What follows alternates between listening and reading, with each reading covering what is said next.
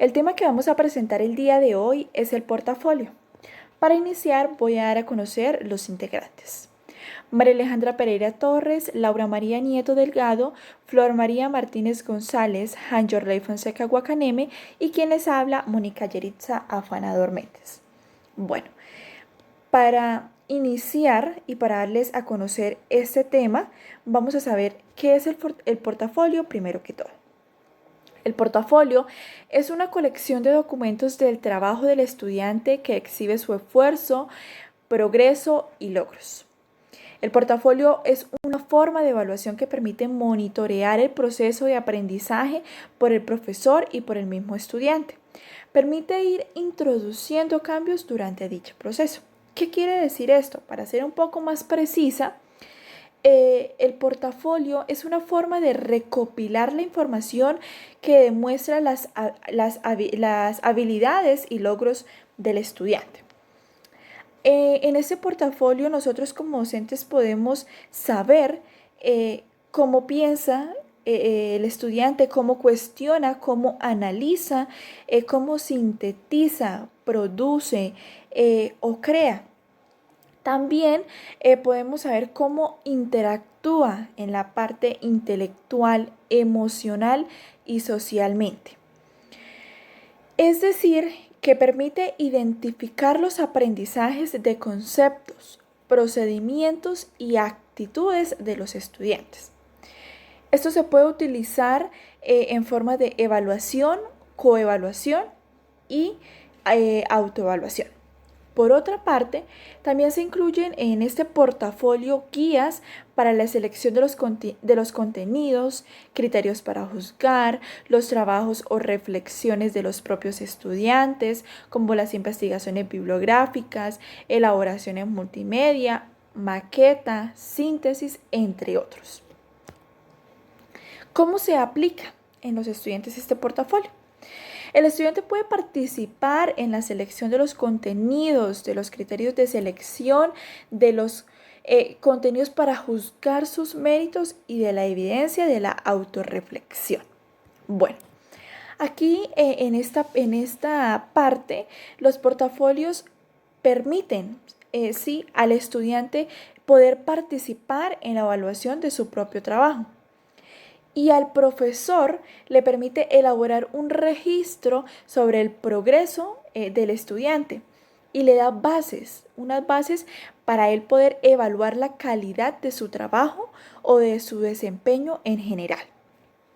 Bueno, por otra parte tenemos el tipo de ítems o preguntas.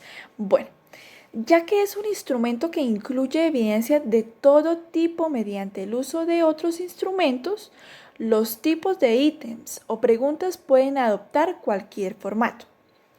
Bueno, en esta parte cabe resaltar que es un estilo libre que se puede incluir y que más adelante mi compañera nos va a dar un ejemplo muy claro, preciso del portafolio. Bien, seguimos con portafolio y les voy a hablar acerca de las escalas de puntuación. Estas escalas pueden adoptar cualquier formato, pero los recomendados para la evaluación de ejecuciones son las escalas holísticas o las analíticas.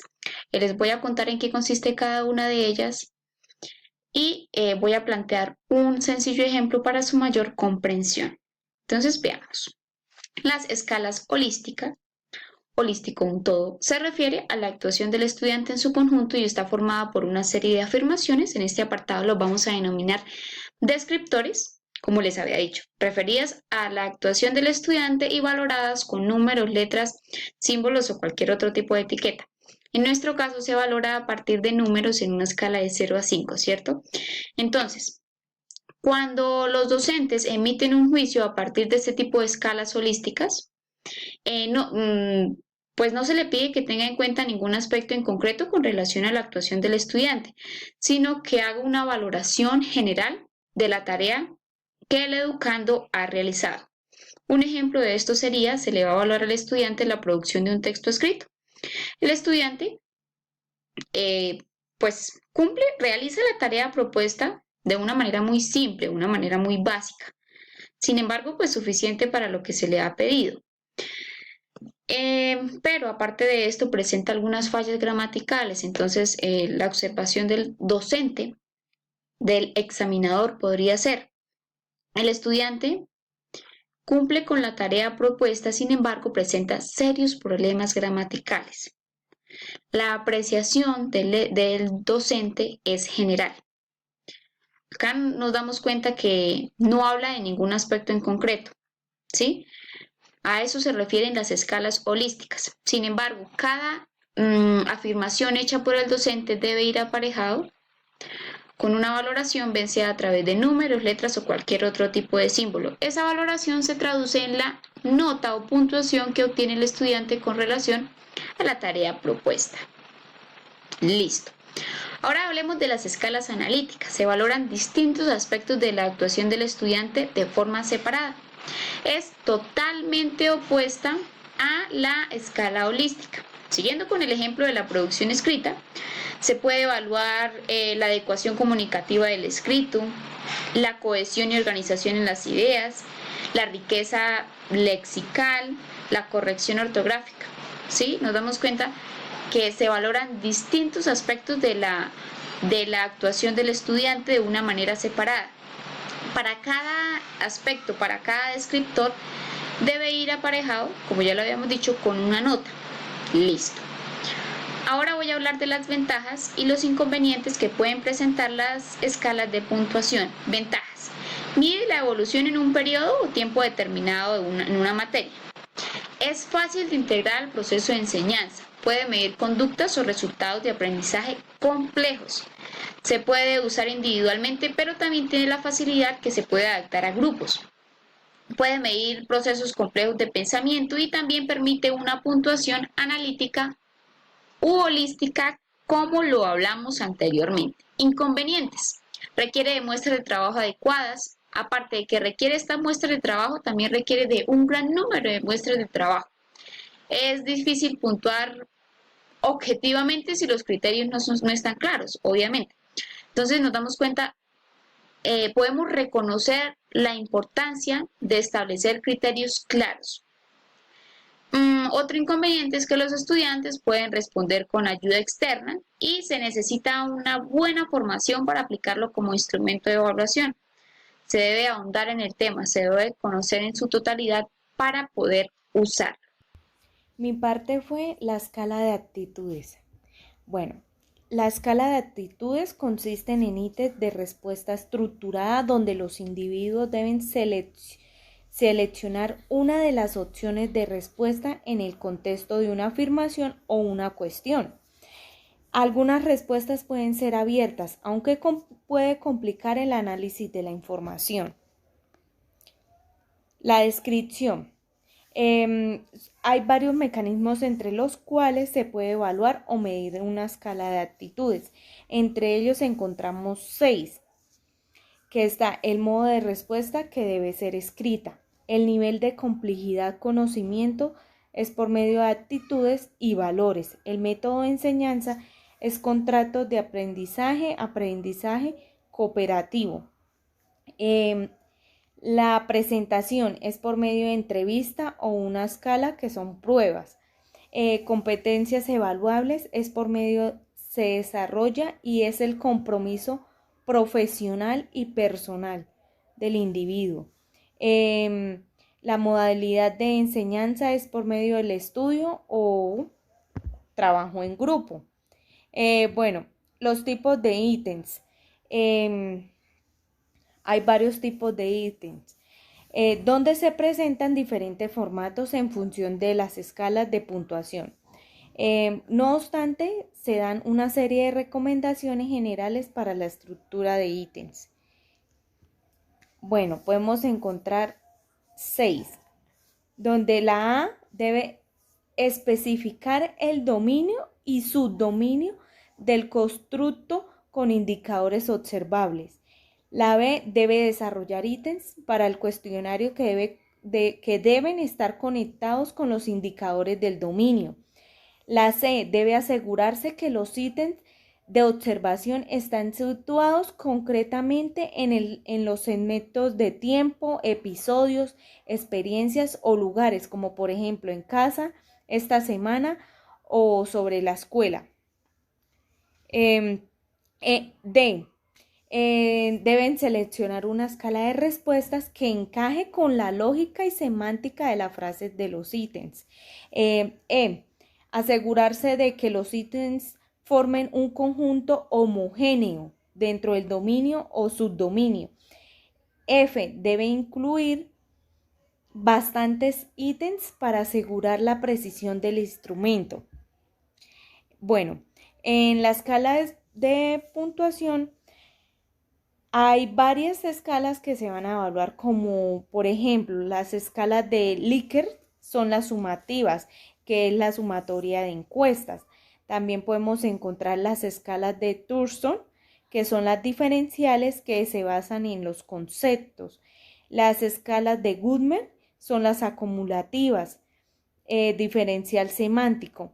La de Kishore de Penson es la diferencial semántico, elección de alternativa, lista de ordenamiento. Se pueden ampliar más información en Morales, que Urosa y Blanco, que fue en el 2003. También podemos encontrar unos ejemplos. En el ejemplo diferencial semántico, como qué significado tiene los profesores sobre la evaluación alternativa. Bueno, las evaluaciones alternativas son 4. Una, que son las buenas, malas. La segunda es rápidas a lentas. La tercera son débiles a fuertes. Y las cuartas son electivas a no efectivas.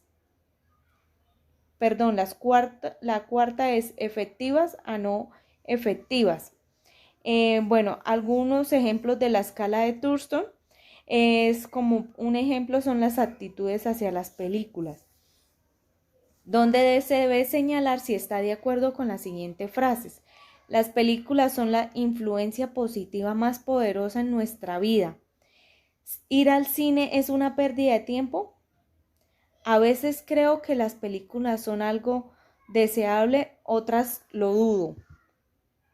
Bueno, la nota son los estímulos que ya tienen una puntuación otorgada por un grupo de jueces. La puntuación que no se presenta a la persona que responde en función de las respuestas que dé la persona y obtendrá una puntuación u otra.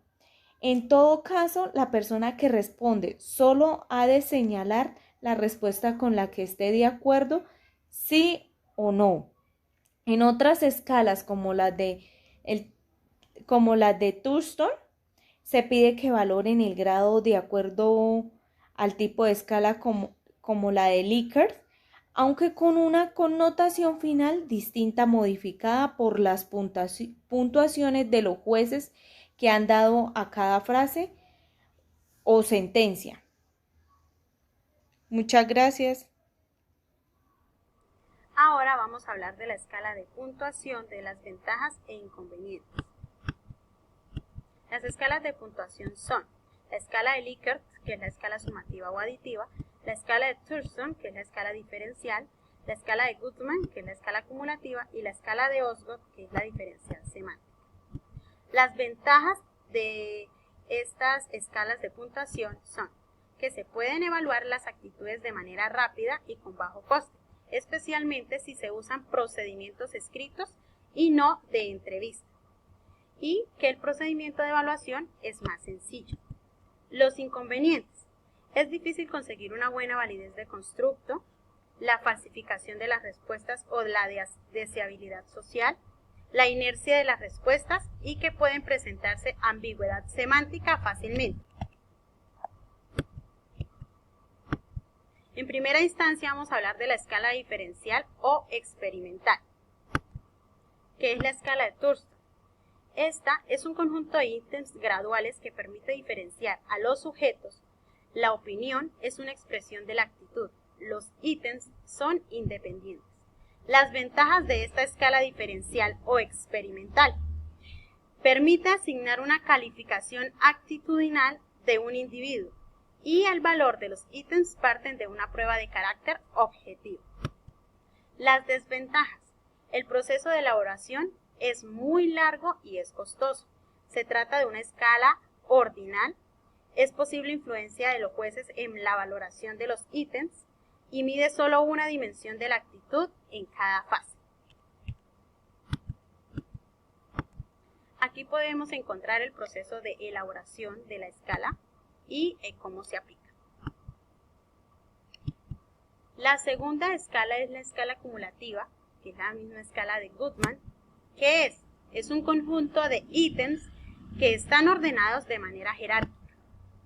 La aceptación de una proposición implica la aceptación de los niveles inferiores. Sus ventajas, ¿cuáles son? Permitir medir aspectos muy concretos y que es muy sencillo de aplicar. Y las desventajas, que el proceso de elaboración es muy laborioso y que tienen una utilidad y aplicabilidad menor que el resto de las escalas. Aquí también encontramos su proceso de elaboración y cómo se aplica. Las escalas aditivas o sumativas, que son las escalas de Likert. ¿Qué es? Son el conjunto de ítems que hacen referencia a las dimensiones o los aspectos de actitud. Las declaraciones verbales de opinión son un método indirecto para medir la actitud. Es el sujeto quien se posiciona en cada una de las frases, estímulo versus reacción y la frase versus opinión. Sus ventajas. La elaboración de la escala es muy sencilla. Los ítems son fragmentos dimensionales de la actitud. Su fiabilidad y validez son muy elevadas.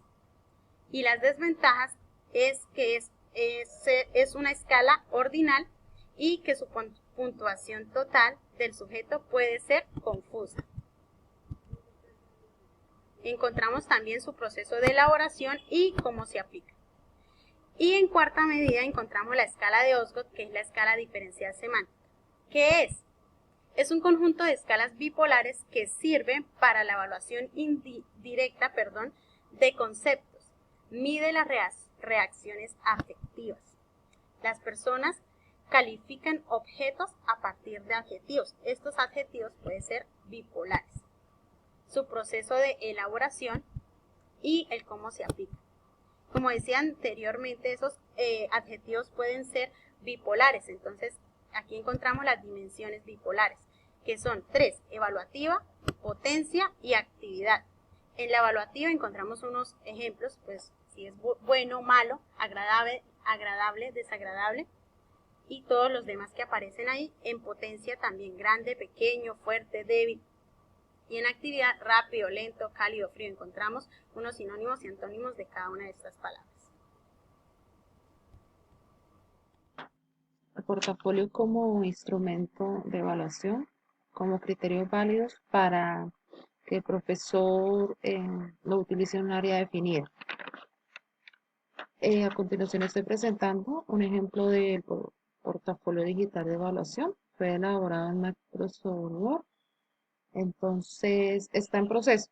Me faltan algunos datos, pero entonces vamos a ver que para elaborarlo tuve en cuenta que debe ser un formato definido y cerrado, en donde el estudiante pueda acceder sin que al desarrollar ocurran cambios.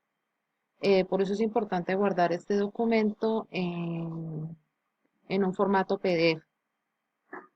En la presentación se deben tener en cuenta unos criterios de evaluación para que en el ejemplo que estoy presentando, por ejemplo acá vamos a datos del autor, entonces hay que tener en cuenta que hay unos datos personales, el nombre, los apellidos, el email, teléfonos, información de que el estudiante pueda acceder.